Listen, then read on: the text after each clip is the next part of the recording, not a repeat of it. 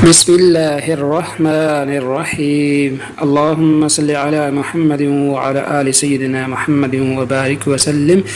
عن ثوبان قال رسول الله صلى الله عليه وسلم: يوشك الأمم أن تدعى عليكم كما تدعى أكلة إلى قصعتها.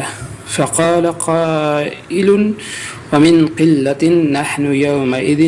قال: بل أنتم يومئذ كثير ولكنكم غثاء كغثاء السيل ولينزعن الله من صدور عدوكم المهابة منكم وليقذفن الله في قلوبكم الوهن. فقال قائل: يا رسول الله صلى الله عليه وسلم وما الوهن؟ قال: حب الدنيا وكراهية الموت. رواه ابو داود بحقی فی دلائل نبوہ۔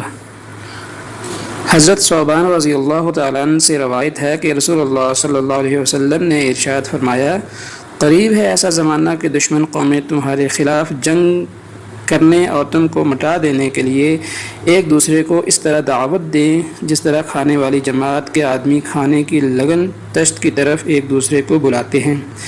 کسی عرض کرنے والے نے عرض کیا: کیا اس دن ہماری تعداد کی قلت کی وجہ سے ایسا ہوگا؟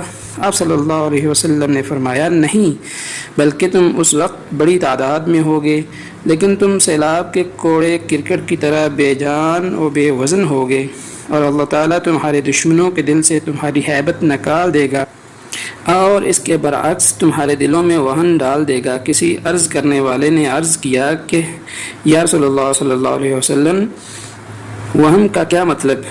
آپ صلی اللہ علیہ وسلم نے ارشاد فرمایا کہ دنیا کی محبت اور موت کی کراہت۔ سنن ابی داؤد۔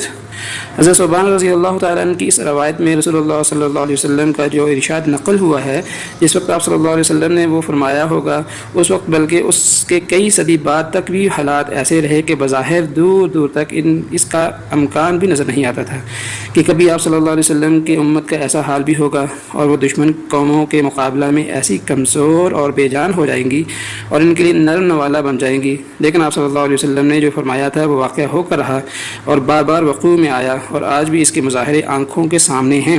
اور اس انقلاب حال اور انحطاط و زوال کا بنیادی سبب، جیسا کہ حضرت صلی اللہ علیہ وسلم نے ارشاد فرمایا، یہی ہے کہ اس دنیا اور یہاں کی زندگی سے ہم کو عشق ہو گیا اور موت، راہ خدا کی موت بھی ہمارے لیے کڑوا گھونٹ بن گئی۔ خدا کی قسم، بلا شبہ ہمارے اس حالت نے ہم کو دشمنوں کے لیے ترنوالا بنا دیا۔ جیسا کہ اوپر عرض کیا جا چکا ہے، رسول اللہ صلی اللہ علیہ وسلم کا یہ ارشاد بھی صرف پیشن گوئی نہیں بلکہ امت کو آگاہی ہے کہ وہن یعنی حب دنیا اور کراہت موت کی بیماری سے قلوب کی حفاظت کی جائے۔